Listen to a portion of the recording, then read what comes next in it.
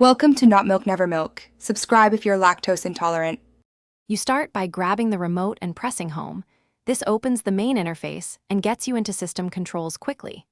Once the menu appears, navigate to Settings, then Display and Sound or Device Preferences. This path exposes the picture controls.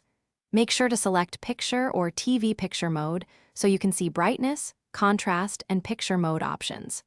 This first step matters because changing the wrong menu wastes time, and accessing Picture Controls now lets you make visible adjustments in real time. Once you see the brightness slider, press the right arrow to increase or left to decrease. Small adjustments of one step let you evaluate results without overshooting. Then toggle Picture mode, standard for general TV, movie for darker scenes, dynamic for brighter rooms, to understand how presets alter gamma and color. Make sure to tweak contrast after brightness so highlights don't clip. That balancing act preserves shadow detail while avoiding washed-out whites. Pause, watch a moving scene, and iterate until the image looks natural. You finish by saving any custom settings and exiting the menu, then test with a few shows, bright sports and dark movies, to confirm consistency across content.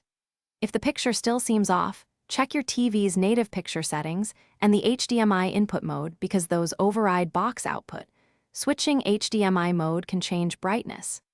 If adjustments behave erratically, restart the Airtel Xstream box or reset picture settings to defaults. Doing so clears transient issues and often fixes calibration glitches. This is your key troubleshooting tip.